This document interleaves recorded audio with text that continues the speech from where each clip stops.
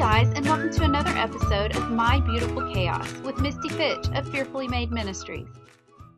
Today we have Matt with us because those episodes have been the most downloaded episodes and the episodes with the most feedback and emails with suggested topics and questions and advice. And it takes a little pressure off of me to have you in here.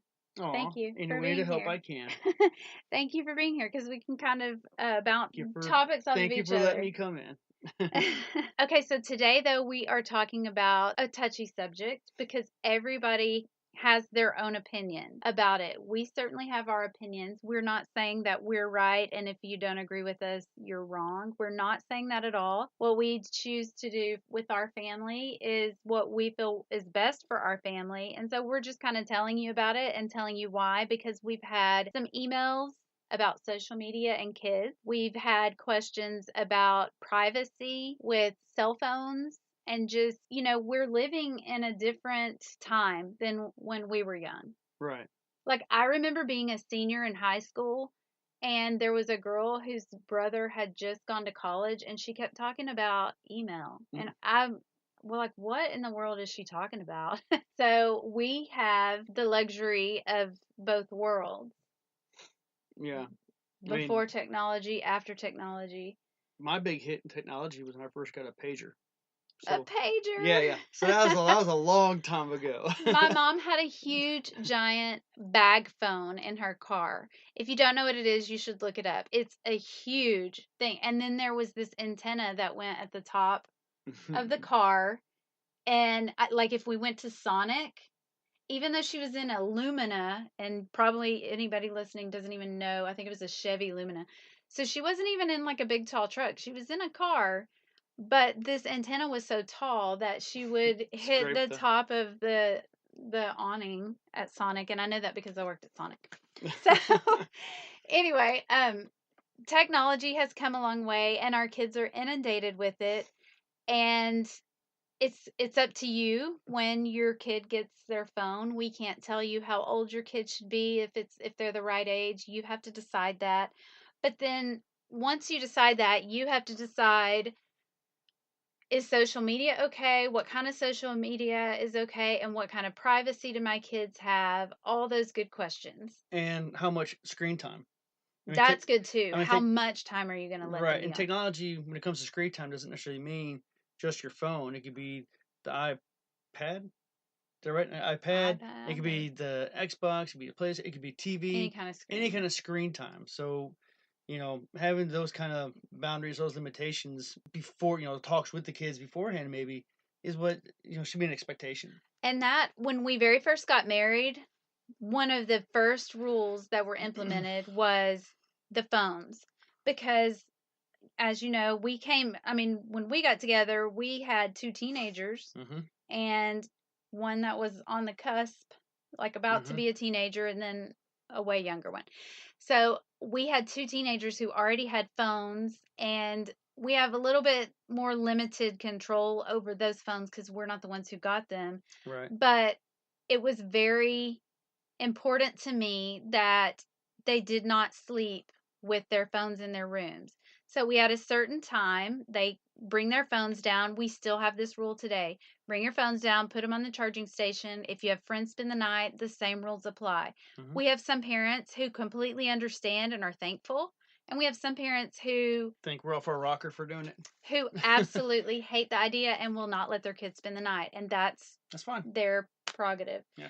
But that is our rule. And it's not, yes, it is in part, what are they doing on the phone?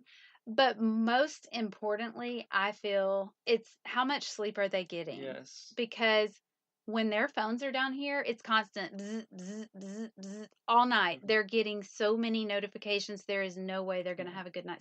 And we can tell a difference. Can't you tell a difference just in waking them up in the morning, even? Yeah, especially during the school year. I mean, that's one thing. I mean, we want the phones as soon as they're before shower time. I want the phones downstairs. That way they can decompress. It's not phone and then bed. Right. They can decompress. They can hang out and talk for a little bit, and then brush teeth and get themselves ready for bed. But yeah, I mean the sleep part of it is something that's awesome because from the time that they had the phones and they were able to sleep with them at night, or when for me, getting them up in the morning was a hassle. Attitude was always an issue. There was also TV in the room too. TV was also in the room. So we don't do that either. We don't do that anymore either. But now that we bring the phones down, getting up in the morning is not nearly as bad. Just the attitude has been changed. Everything's changed because they're not sleeping. You said a key word, because attitude. If your kids already have a phone, then you probably know this, or play video games, any kind of screen time. I can tell you that there is a huge attitude problem with the kids when they've been staring at a screen for all day, because it's like I just crushed their world by telling them they had to turn the TV off or put the phone down. Right? If they've been looking, but to be honest, I get the same way. If I've been looking at the phone, if I've been doing a lot of nonsense games, I got to delete this game from my phone that I have, I'm pretty sure, because I play it all the time. Anyway, but we fall into that just as easily as the kids do. We need to monitor our own screen time even. It changes our attitude toward one another. And it's like we don't even know how to interact with one another when we're staring at the screen.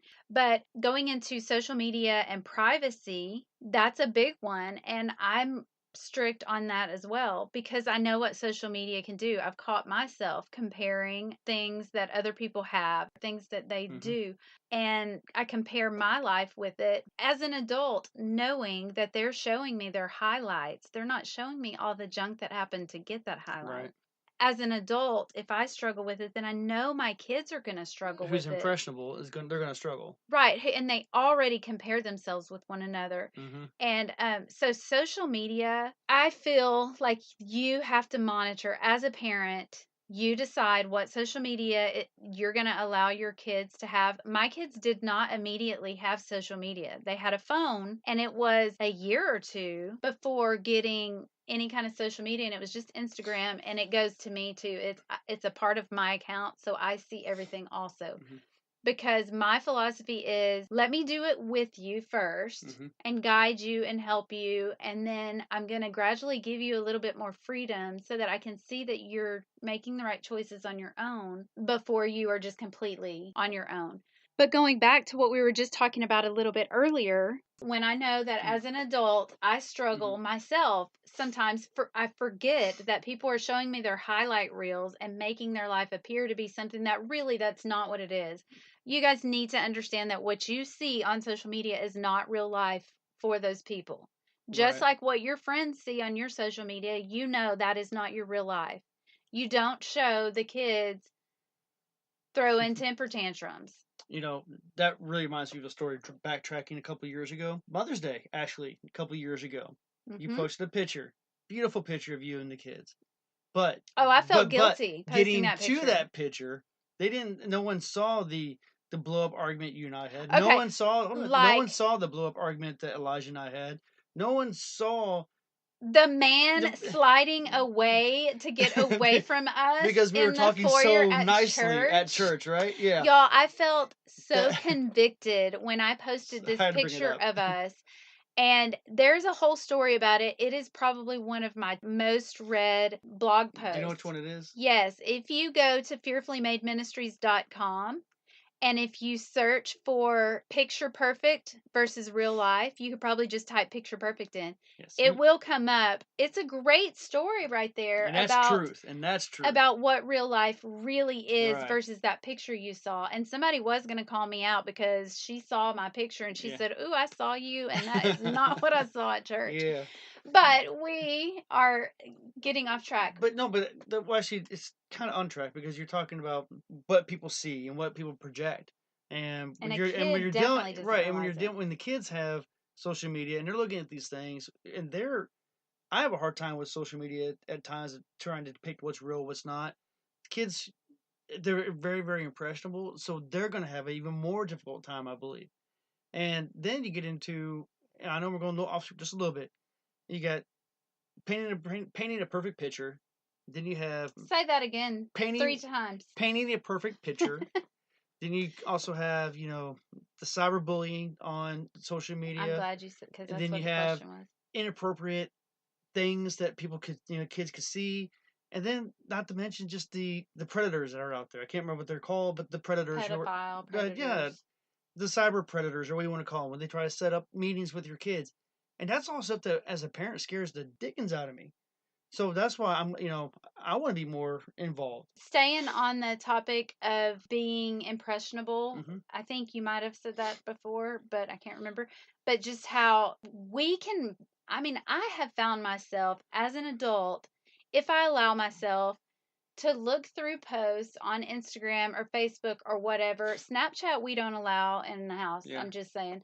But I found myself feeling depressed when I'm looking at someone else's life. And that's not from God. That's not from God at all. That feeling, that depression, our kids are already going through so much. I mean, you think back to when you were a teenager, you're already feeling awkward. You're already feeling very aware of yourself and other people, and you're comparing. So now we've got the filters. We've got girls who are 12 trying to make themselves look like they're 25. And it's almost like a one up. I got to do better than her because I got to look better than her. So I want to bring up, there is a study that I'm going through with my daughter. Lies girls believe and the truth that sets them free. This has been an amazing study, and I highly recommend it for anybody with tween girls. At the very beginning of this book, it talks about today's average, meaning the normal kid. So the average kid today between the ages of 9 and 17 scores as high on anxiety scales as children who were admitted to clinics for psychiatric disorders in 1957. That is so scary. They were able to track it back to the beginning of smartphones. And when smartphones started is when they started seeing more anxiety and depression, self-harm, eating disorders, all of those things spiked in our teenagers. And now it's trickled down to the tweens and younger. I mean, I'm reading about 8-year-olds with eating disorders. Y'all, this is crazy. Our kids are already faced with so much. We have to watch what they're doing on social media. And you talked about cyberbullying, and we still haven't gotten to privacy, but this is going to be. That could be. I do want to address, there was a question we got from a parent in an email, and she was asking if we could address social media and cyberbullying, and the kid has to still go to school while these kids are cyberbullying them. And I wish I had an answer to fix all of that, but I don't, because I don't know if you remember, I'm not naming names, but it was a year or two ago. We have some close friends and they moved. They switched schools. And so the girl, who is probably the most confident girl I've ever met, and she knows God, she knows who she is. I've never seen her doubt herself, but she changes schools and she's constantly being made fun of. She's constantly being teased. These kids are recording her in the hallway, they're recording her in the classroom. She was not allowed to have social media, so her parents were protecting her. They thought, by not allowing her to have social media. But what was happening is these other kids had social media. So even though she didn't have it, they're still making fun of her, and it gets around and everybody is teasing her at school, to the point she would go sit down at lunch, people would get up and leave, so she'd sit by herself. People in 6th grade, these kids were telling her she should kill herself. And I sat with this girl when she said, I sometimes wonder if that's the answer. And that's what our kids are facing. That was 6th grade. Yeah. And we work with 5th and 6th graders, and we hear it all the time. This is very common. So, having said that, the question a lot of parents have, that people are on usually either one end or the other end. There's very few that's in the middle like you are, on privacy. How much privacy does my kid get? You say I'm in the middle. Because I kind of am in the middle, only because whenever we got together, the boys were a little bit older, so I felt maybe didn't require as much. But then after working with the youth as much as we have over the past several years, hearing stories, it kind of hearing stories, it kind of makes you appreciate the fact that yes, we do have those rules in place now, and we had them from the day we met. But I was resistant. There's a reason, right? I was resistant at first because I want to believe, I want to trust my kids, but at the same time, they needed that, and I think it's awesome that we have that rule. Pretty sure this is going to be our longest podcast episode. I'm just saying, because this is so big, I can't cut it into 10 minutes. And because this is such a big topic right now, and we've had so many questions through our email asking about this particular thing, we're going to dive deeper into the subject next week. So join us next week for part 2 of this episode with technology and kids. Thank you for joining My Beautiful Chaos this week. If you have any suggestions for topics or questions you would like answered on an upcoming episode, email me at mybeautifulchaos@mail.com. See you next week.